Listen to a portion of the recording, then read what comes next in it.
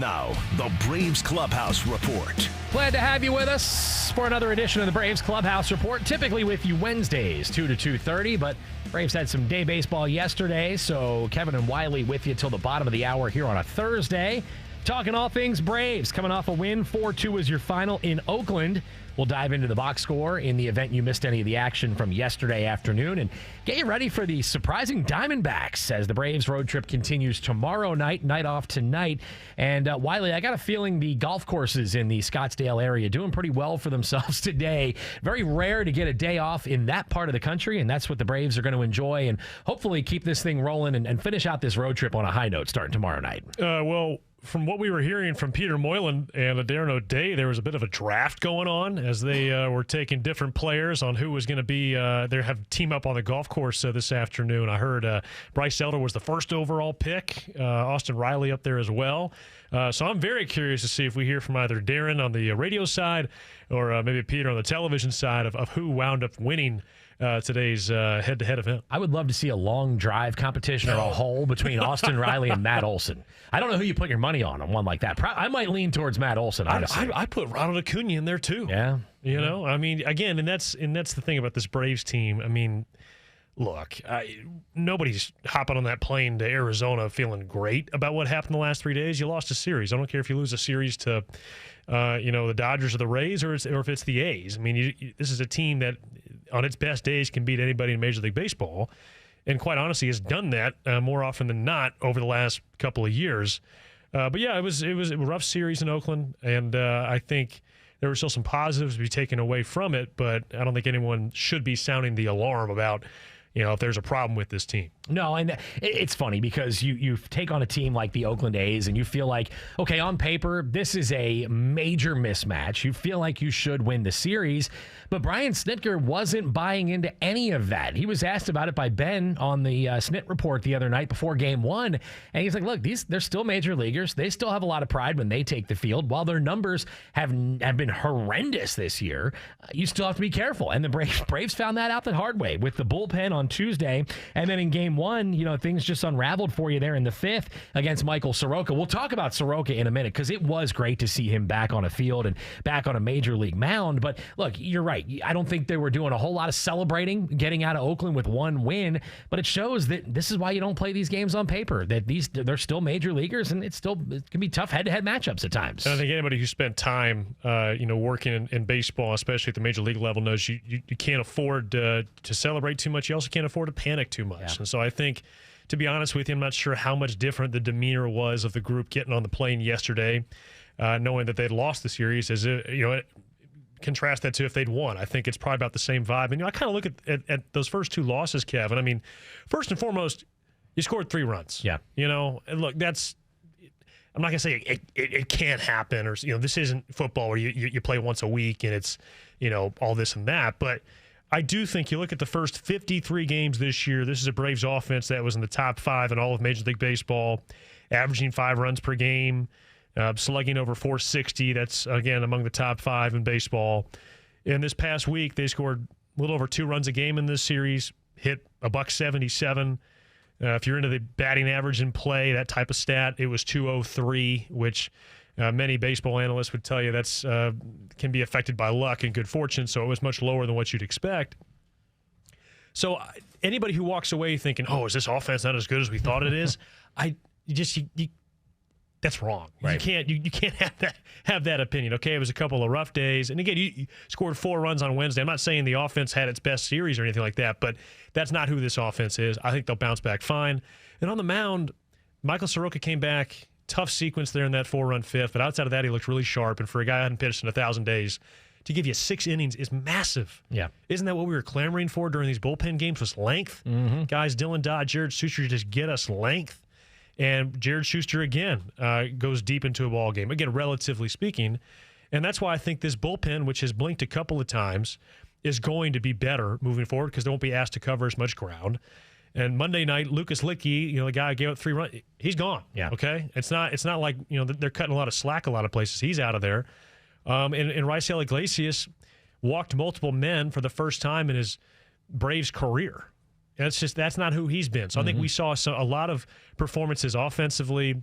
Iglesias, that we're just not going to see consistently. We haven't seen. That's not who these guys are. No, it's not. And when you look at the last two games, Bryce Elder gives you 7 1/3 innings of 1-run ball. Then Jared Schuster follows it up with 5 1/3, gives up 2 runs. Those are 2 young guys that, let's be honest, during spring training, if I would have told you come the final day of May, you're counting on Bryce Elder and Jared Schuster to help you try to avoid being swept out of a series in Oakland, you would have said, okay, what has gone horrifically wrong for this team? But 2 young guys who pitched extremely well, and you get Soroka back now. And I'm really excited to see what he can do on Sunday in the finale in Arizona. I think some of those nerves will be gone. I think he'll be back to looking and acting like Michael Soroka on the mound. But, what I'm getting at is this team has not been full strength. You're counting on pieces that you hadn't expected, and here you are with the second best record in the National League, oh, by the way. Yeah, and, it's just funny. I mean, it's June 1st, okay? April and May, we've been through this enough, over this run to know that really doesn't mean a whole lot. I mean, we saw the Mets put together a spectacular, well, by their standards, a spectacular April and May last year, and it didn't mean a whole lot. And, I don't think you're looking at anybody else in this division. It's not like you're in the American League East where you've got 3 or 4 bona fide teams that are off to terrific starts. I mean, the Phillies are really scuffling. The Mets are playing better, but you still got a comfortable lead. And I'm not buying the Marlins, the amount of 1-run games they've won. I don't think they're a serious threat. And, again, I don't think the Braves have played their best baseball the last 3 weeks. That doesn't mean that they're not as good as we thought they were. But they have not played their best baseball. They've played a pretty tough schedule, obviously up until the Oakland series. And Arizona's not going to be a cakewalk either on the road. But this team has better baseball in them. And I think we've been watching this group for too long to expect them not to deliver on that. Well, as our buddy Dayton from Nebraska pointed out on Twitter this morning, Braves had a 3-game lead going into the month of May. As I put out there, they only go a game over 500, and they're better off in the standings at the end of the month than they were going in. So I know it's early. You don't really necessarily dive too much into standings. I don't know. I look at them in early April, and I'm always kind of keeping an eye on what's going on in the division. But, look, you had a month that you probably expected to perform better, and here you are still in better shape than you were when you go in. For context, last season, going into the month of June, Wiley, the Braves were 23-27. They're 33-23 here this year. So you're in such better shape, such better position. And again, you've done it without Max Fried, without Kyle Wright, with all the other guys that have missed so much time that you know about, to be in that spot. You feel pretty good about where this team can go in the final 4 months. You feel great. Since June 1st of last year, no team in Major League Baseball has won a higher percentage of their games than the Braves, period. So over the last calendar year, you got the best record in baseball. And I get that last year's last year, this year's this year. But to your point, you lose Kyle Wright, you lose Max Fried. This team, I think it's not only treaded water, they've done a little better than that to this point in my mind. And I think you look at Ronald Acuna, probably had one of his worst offensive series of the season this past week. This past week in Oakland. I don't think that's going to be all of a sudden the norm for him. Right. So offensively, I think my concern level is like a -2 on this Braves offense. If I'm looking for things, okay, what needs to improve? I do think A.J. Minter and Colin McHugh need to be better. Yeah. I think that's a fair thing, and I think they will be, which is probably why I'm not as concerned about the bullpen. Iglesias had been pretty rock solid Toronto and Oakland, two appearances have kind of gotten away from him. And Tuesday night, that was so unlike him. I don't even really want to entertain the idea that that's a sign of things to come, especially when he comes out yesterday and boom, 6 pitches, picks up the save. He's got a short memory. And again, I think to me, at the top of my list, aside from getting healthy, A.J. Minter and Colin McHugh got to be a little better. And I think they have been in the short term, but just on their first 2 months, they got to be better. Yeah, I agree with you. And Minter's had a couple of good ones here lately. He really has. That's a good sign. Really, hopefully that continues. And like you said, a very quick and stress-free 9th inning for Raisel Iglesias yesterday. That was good to see. With the win, like I said, the Braves are 33-23. They're off tonight, back at it tomorrow. With the loss, the A's fell to 12-46-1. I don't even know how this is possible. 1-23 in day games this season. I want to take you back to yesterday following the game, Wiley. I want to revisit a couple of comments made by Brian Snitker, most notably about the bullpen we just spoke about and the defense bouncing back in yesterday's win. No, it was really good. Love for all them. I see Iggy bounce back after last night too. That was kind of that was abnormal for him. That wasn't him at all. And, so that was nice to see him have that nice clean in ninth. But Minter's really good. Jesse came in, did a great job. Ronald made a great catch to end that inning. And then, like you said, that short memory, right? You have a tough one on Tuesday night, get right back out there. What do you do the next time around? 6 pitches and let's go home. And I thought the word Brian Snitker used was perfect, abnormal. Yeah. That's not who Raisel Iglesias is. The first time he's ever walked multiple batters since joining the Braves. In fact, it was the most batters he'd walked in a single outing since 2018. Wow. So, I mean, Kevin, you, listeners out there, we're all smart enough to be able to say, you know what? That's not him. I'm not worried about that becoming the norm for him. And I think you have a lot of confidence in Iglesias. I mean, that changeup has been really effective to both left-handed and right-handed hitters. I like him at the back end. I feel really good about it. And I do think the bullpen will get better when you have some length in your rotation. I mean, keep in mind, Colin McHugh got asked to make a start, last month. I mean, so I'll even cut him some slack. When you get shifted into a different role, and we can sit here and say, well, you're still pitching, whether it's the first inning, the second inning, 8th inning, 9th inning, so on and so forth. You talk to guys who take the mound, they'll be the first one to tell you it is different. Yeah. Period. It's different.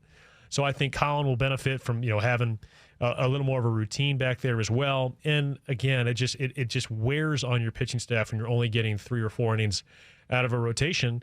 And so for me, the fact that you got 5 1/3 from Schuster, 6 innings from Soroka, 7 1/3 from Elder. And look, the A's offense is not good. I get that. I get that. But if you're getting length like that, I'm not even saying 7. If you're getting 5 and 6 innings in this day and age, you feel really good about what your bullpen's being asked to do. And I think, over the long term, you're going to win a lot of baseball games with that formula. Yeah, no question about it. One more from Snit, as he obviously was talking about a big win, but also what he saw from Schuster on the mound yesterday. The win, it does feel good. Nice that we got a big start out of Jared, too. I mean, I thought he did a really good job. Got in the 6th inning, was really good. And, made some nice plays defensively, in a tight game.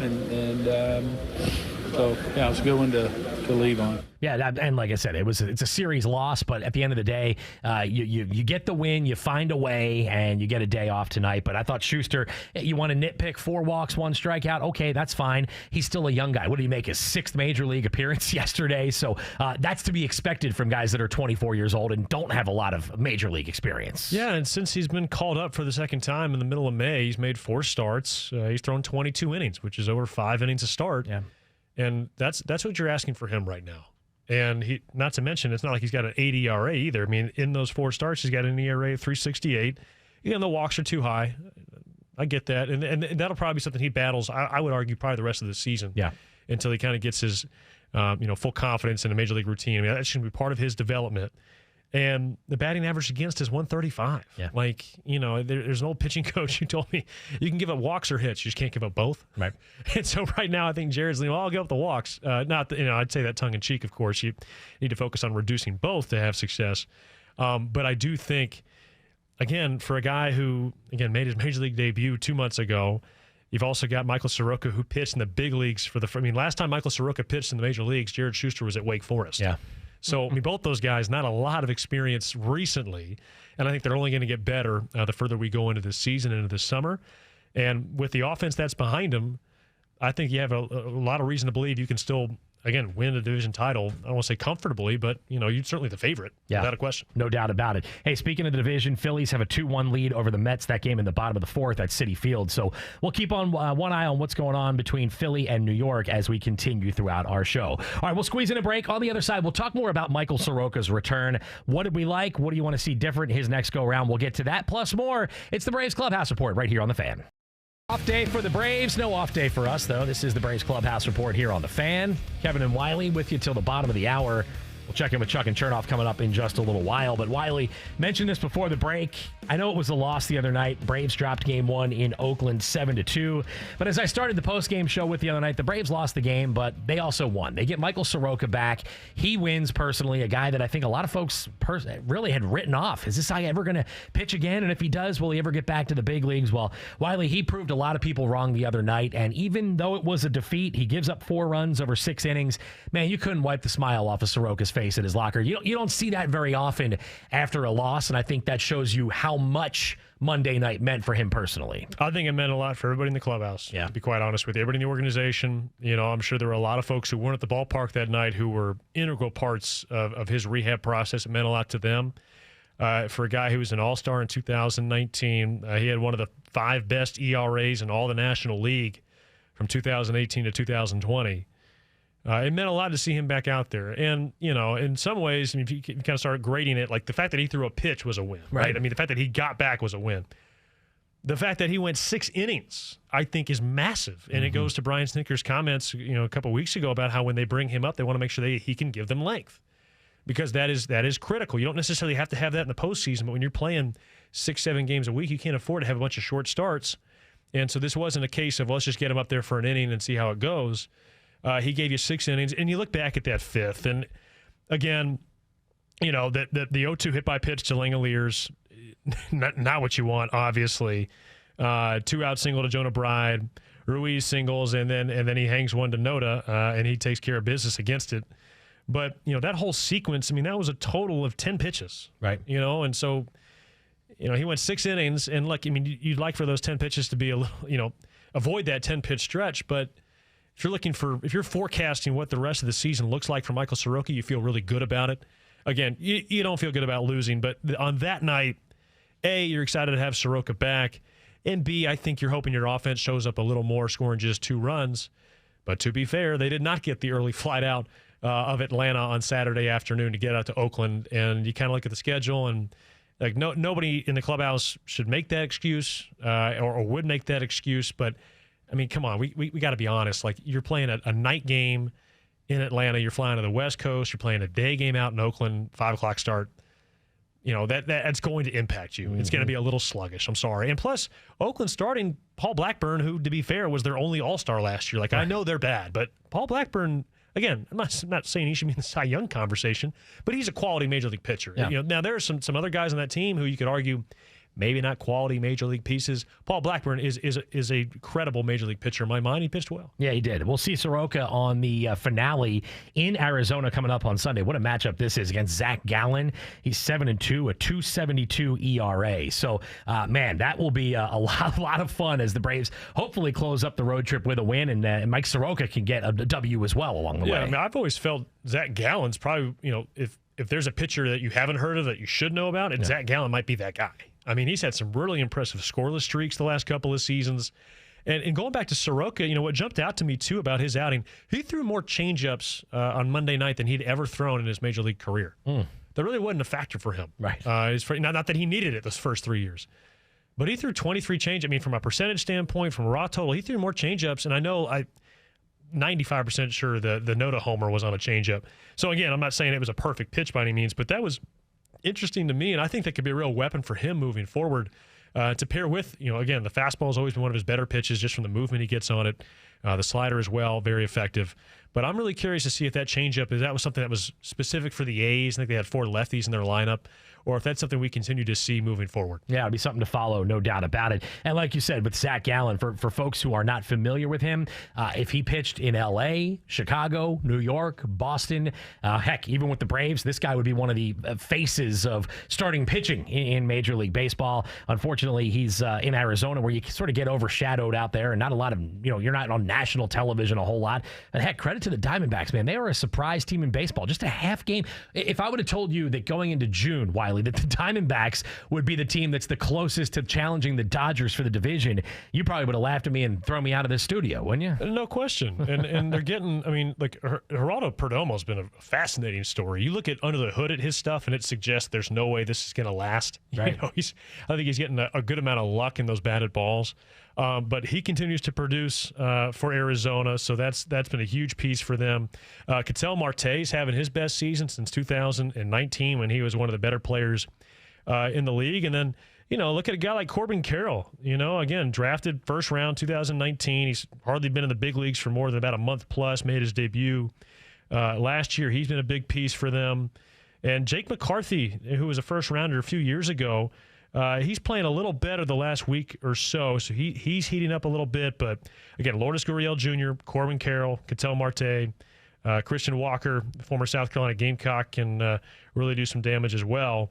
The question I have for Arizona is, from a pitching standpoint, behind a guy like Zach Gallen and Merrill Kelly, who have been 2 really strong starters for them, do they have the depth behind those guys to continue to win games? Unfortunately for the Braves, they're going to see both Kelly and Gallen in that series this weekend. It should be tough, no doubt about it. And obviously, we'll see what kind of fan support the Diamondbacks are getting. They are a team that has really, kind of been in that rebuild mode for a long time. They bring in Bumgarner. That didn't work out. But, man, since they cut ties with Mad Bum, they've sort of taken it to another level. Well, I think you can make an argument.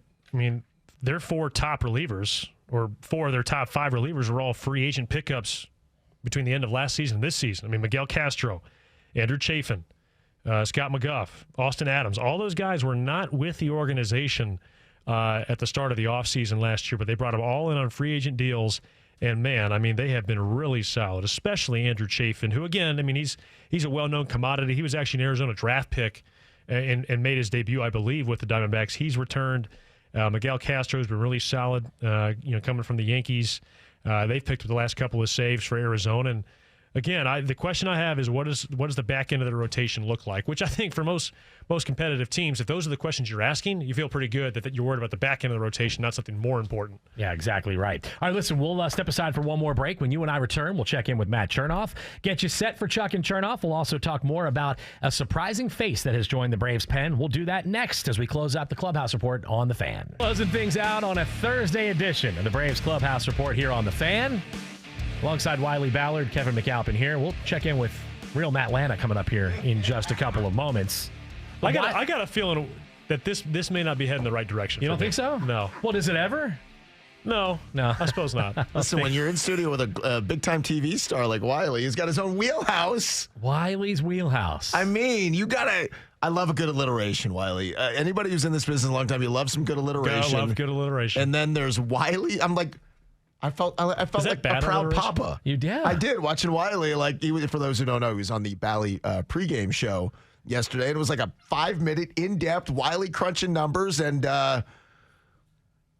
who was with you? Gordon Beckham. Poor Gordon. Yeah. I mean, there was a lot of numbers there, and Gordon was like, trying to keep up. And his Georgia Tech guy. It was good yin and yang, though. Yeah, no, and again, I mean, look, I love Beckham. Good hair on Beckham, too. Great hair on Beckham. It's better in person. I bet. Let me tell you. It's great hair. But no, you don't want to drown people in numbers and that type of stuff. I love the numbers, though. I'm nerdy about the numbers. But that's kind of my point. Like, I mean, there's different ways to consume things. Trying something a little different. We had a good time with it. So will this be a recurring segment? Like, is this a new thing now? Like, do we have to worry about losing you to those guys? Because I don't want that to happen. I think it depends how closely they watch the door. Okay. Like, if I'm able to sneak in, then maybe. Right. But if it depends what kind of security they have outside the office. Did you interview for that job? Or did you set a tape? Or what did you do to get that gig? I locked somebody out. Okay. Is this front office Los on TV? More entertaining, better looking. Okay, but probably less informative. No. It was a deep day. It was good. It was really good stuff. I had not heard about this. Congratulations. Well, this sounds like it was a segment of substance. There's not just jacking around, playing like bike horns and things like that. Yeah, which is usually what I do over here. So this makes sense, though. Now I know why Bally's trying to go through financial issues. They got to pay Wiley. It's expensive. I'd argue. No comment. Don't say anything. You're better off not saying anything. You work for them. I don't. So we were doing launch angle because I was, we were doing our little pregame show here, and I'm getting over there on the other side of the glass. They're pointing at the TV behind me, like, look, and I spin around, and there's Wiley. He's doing like this thing. It's almost looked like he's like miming thing. I didn't know what was going on. No, we were talking. I mean, again, we're trying to talk about a barreled baseball versus a hard hit ball, right? And there's technically a difference. Sure. Which I mean, to be fair, I'm not sure I knew that a couple years ago, but. Hard hit ball, basically, it doesn't matter where you hit it. You could sky it high in the air or beat it into the ground. It still goes in the bucket as a hard hit ball. Barrel is the idea if you want it to be a meaningful hard hit ball, which usually requires the launch angle, to be more of a line drive type of stroke. All right. See, we all learned something today. We did. I love it. It was great. It was wonderful. Awesome. Hey, what's coming up on the big program? I'm sorry to crash your Thursday That's here. Okay. I hope I didn't mess up your... It's Thursday? I guess so. It is. All day, huh? Yeah, sure. What is coming up today? What's the mighty show sheet tell us? Oh, we're going to start here in a couple of minutes with the straw that broke the camel's back, ending one daytime TV talk shows back and forth that was one time fun, sports banner that turned ugly. So we'll hear some of that coming up. We'll give people a chance. Big-tongue punk motherfucker. Thank you, Kwame. Mr. Brown is right. I don't disagree with anything he ever says. We'll give you a chance to win Chuck's dinner coming up today. A special Thursday appearance from our agent to the stars, Hadley Engelhardt. I mean, it's going to be a big day. Wow, you got a lot happening. A lot of stuff. It's almost like it's a show. Almost. It's almost like it's a show. That's what we try to do once a week too. You know, Just a show. Yeah, it's show. We're gonna show you some stuff today. I think you watch on the video stream as well. Yeah. What a great thing to watch us just sit here. I mean, like just there. Look, there's Chuck. He's sitting there. There's Matt. We're talking, and people can watch us. I know, isn't that amazing? I love it. Yeah. That's great. It's taken a little getting used to, but I think we've all gotten past that now. Yeah, you shave more regularly now. I did. Kevin. I shaved before I came in today. Actually, You look good. It's very smooth shave. Do you do a moisturizer? Well, not really. No. Ooh, you always want to moisturize after shaving. Oh, after? Yeah, I thought you yeah, meant yeah. before. No, that would be after. weird. Yeah, it'd be weird. Yeah. No, I go after. I'm still trying to get the hang of it. Shaving? Yeah. Is it tricky? Well, I just don't get to do it very often. Well, he's like 18 years old. You know what I mean? Wiley is young. I don't have to do it. I don't technically have to do it every day, which Hoyt doesn't understand. But if I don't, it looks like I have little bugs on my face. Well, I've got the gray now, so it's depressing. That happens. KMac. I bet you can be a silver fox one day, Kevin. You think so? I'm confident. Or a silver daddy. You could be on those websites. Yeah. You never know. You never know. All right. Well, that's going to. On that note, we're going to call it a day and turn it over to Chuck and turn off. Wiley, always enjoyed it, my friend. We'll do it again real soon. Kevin, it's a pleasure. And I'll see you soon. I'm gonna let that one. Okay. That never goes away. You're such a good boy. As it was 8 years ago, and Hoyt still how does he find that on his computer? Because he's sick. He's unbelievable. He's talented. All right, that's gonna do it for us. Chuck and Chernoff are next. We'll do it again next Wednesday at 2 right here on The Fan.